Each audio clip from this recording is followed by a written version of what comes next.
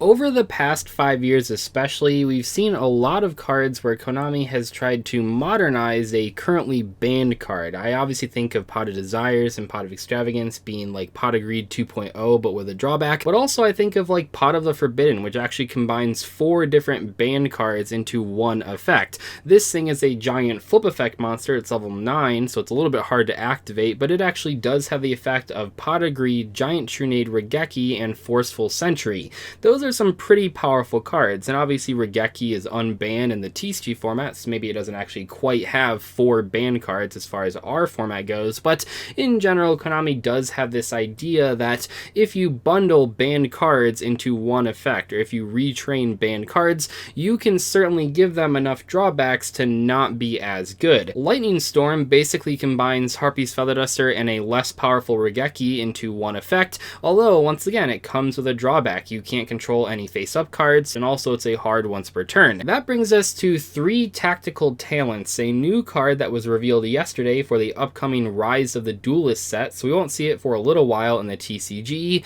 and this is really, to me, taking Lightning Storm to the extreme. It has more banned cards bundled into the effect, actually 3 of them that are currently banned, but the restriction is a little bit worse than Lightning Storm. Lightning Storm isn't too hard to circumvent that restriction, you just activate it first, no problem. This one takes a little bit more setup, but it is still pretty crazy. Before we look at this card's restriction, I want to tell you which 3 cards it combines with its effect. This is a Pot of Greed, Change of Heart, or Forceful Sentry. Now, Change of Heart, isn't as broken as the other 2 options, but it still is very valuable against certain matchups and certain scenarios, and it does combo pretty well with what this card's activation requirement is. So what does this thing do? Well, it is a normal spell that says you can only activate 1 card with this card's name per turn. If your opponent activated a monster effect during your main phase this turn, activate one of these effects. You either get to draw 2 cards, take control of 1 monster your opponent controls until the end phase, or look at your opponent's hand, and if you do, shuffle 1 card in it into the deck. So this thing is insanely powerful. None of these effects are nerfed. They are basically the literal version of those banned cards, now onto this 1 card, which is pretty insane, and I think the sheer amount of versatility that this card carries is worth looking at, because it's not quite exactly like if Pot of Greed, Forceful Sentry, and Change of Heart were all unbanned right now and at 3 copies per deck, but it is dangerously close, and it is kind of worrying because this card might end up being really, really scary. I'm pretty sure it'll end up being like a very expensive secret rare, which will be really frustrating for a lot of budget players, but just in general, this is like taking Lightning Storm to a whole new level. The restriction is a little bit worse. Like I said, it takes more setup. It requires your opponent to do something, which is never what you're looking for out of a card. However, the payoff might even be bigger in some situations. Pot of Greed and Forceful Sentry are obviously insanely powerful cards that will probably never come back, and Change of Heart isn't like a bad card. I mean, it's not as overpowered as the other 2, but Mind Control, which is a much, much worse version of Change of Heart, has seen tons of play, especially over the past couple formats, so it's to be expected that that Change of Heart effect will come in handy occasionally, if not as often as the other 2. So what I want to do in today's video to fully analyze this card is first focus on how difficult or how easy it is to activate, and then talk about the 3 individual effects and what they look like in a modern context. These 3 cards that are currently being mimicked by this card's effect all have been banned for a very, very long time and have not had a chance to really see any play in modern Yu-Gi-Oh! For that reason. A lot of the early discussions that I've seen about this card, not only on YouTube but also just with my own friend group and stuff like that, is comparing it to things like Lightning Storm or Darker No More or Evenly Matched or Raw Sphere Mode, because on paper it might look like a going second card, and don't get me wrong, it certainly is very good going second. That might be the easiest time to activate it, but one of the things that I really like about this card is that it's actually good after turn 1 or after turn 2, because that's one of the biggest drawbacks of cards like Evenly Matched and Lightning Storm, is that once you draw them after your very first turn going second, it's really, really difficult to actually get a chance to use them. However, because this doesn't have any restriction in terms of you controlling cards, you can draw this later in the game and use it to pretty much just secure a win when otherwise you might have not had a chance to actually win that game. Pretty much no matter what your opponent is playing, they're gonna end on at least like 1 interruption or 1 negation on their field, which is usually going to be a monster effect. The idea of a card like Dark Ruler No More is that you lose one card out of your hand to ensure that the rest of your cards are going to not be negated by your opponent's monsters.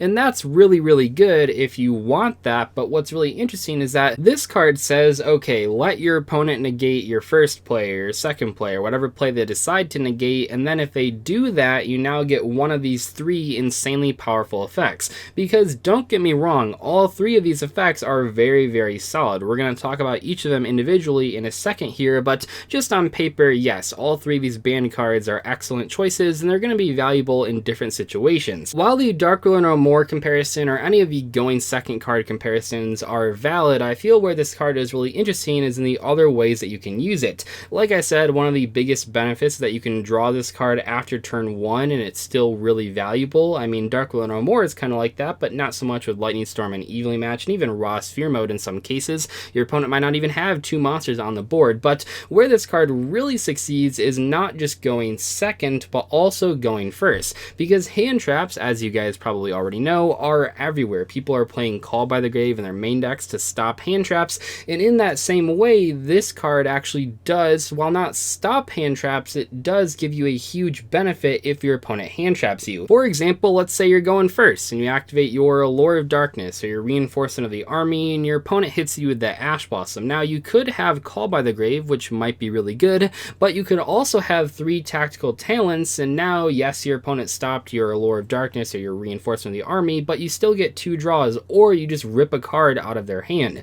You see, this card is really, really effective because unlike Call by the Grave, it doesn't stop the hand trap, so your first play will still get negated by that Ash Blossom or whatever, DD Crow, Effect Filler, whatever they might have, but it says, okay, I'll give you 2 free draws for your troubles, or perhaps let you look at your opponent's hand and shuffle a card back into their deck. This thing is insanely, insanely powerful, and I think now's the right time to talk about each of these individual effects and when they might actually come up. So first, the draw 2 cards, the Pot of Greed effect, and this one comes up, I think, when your opponent stops your play that would otherwise help you plus. I already mentioned Allure of Darkness and Rhoda, those would be good examples of when you'd probably use the draw 2, but I think of other cards like Pot of Desires. You know, your Pot of Desires gets negated, oh no, you don't draw 2, except you have this card, so now you still draw 2, and now your opponent is down an Ash Blossom. So whenever your hand isn't quite full combo, whenever your hand isn't quite good enough, you can use this card because now you can just draw 2 cards when your opponent negates one of your plays, or if they just activate something. You know, like what if you went second and your opponent just activated a trap card and summoned Altergeist Multifaker? Well, they didn't negate anything yet, but you can still just use this to draw 2 cards, maybe even drawing into cards like Lightning Storm or Evenly Match to break their board. So the draw 2 effect is going to be the one that I feel will come up the most often. You know, getting cards is always going to be very valuable. The second effect, which is Change of Heart, is going to be really good going second and almost useless going first, outside of stealing like a Phantasme, I guess, but in general, you know, it's only good going second. That's the main purpose for that second ability on this card, and it's good. I mean, it's good at breaking boards. One case where I really like that second effect is when your opponent has an Appaloosa with like 3 or 4 negates. Maybe they negate like your first monster effect because they have so many negates with the Appaloosa, and then you just say, okay, I'll steal the Appaloosa and I'll get to use the rest of the negations. That's actually really, really appealing to me, and I like that interaction a lot. Not to mention Appaloosa is very, very common right now, and likely will still be common after Rise of the Duelist in terms of how many different decks are playing it, so that seems like a pretty valid way to use that Change of Heart ability. Under normal circumstances, I would say that the last effect is very, very good. Obviously, Forceful Sentry is insanely powerful, and it's been banned for a long time and will never come back. Therefore, the third effect is really, really powerful, but I'm actually not under normal circumstances here because recently I've been playing a lot with a pointer of the Red Lotus, which is basically a trap card version of sort of Forceful Sentry, but a lot worse. And one of the things that I've learned with a pointer of the Red Lotus is that sometimes it's not about taking the Lightning Storm out of their hand or taking the Evenly Match out of their hand. Just the information of knowing every single card that they have is a huge benefit, especially to someone that has a deck with a lot of interruptions, like when I was playing it in Altergeist. And a lot of decks do set up negates, and one of the best things that you can do with this card, especially if you already have a good hand going first and your opponent hand traps you and you don't care, now not only do you get to shuffle back the most deadly card in your opponent's hand that you don't want to deal with, but also you now know exactly what they have and what to negate. Maybe their hand only has 1 extender, so now you know to negate that 1 extender, whereas otherwise you might be worried about them having more. So when you look at all 3 of these effects on an individual basis, this, you realize that you basically have one good going first effect. You have the Forceful Sentry, one good going second effect, Change of Heart, and then one effect that's good going first or second, Pot of Greed. Now, why does that matter? Well, it matters because sometimes you win game one and you think your opponent is going to make you go second, so you would side deck into Evenly Matched or Lightning Storm or Dark Ruler no more, but then, oh, wait a second, your opponent makes you go first and you've already sided, so now you're stuck with all those dead cards in your deck.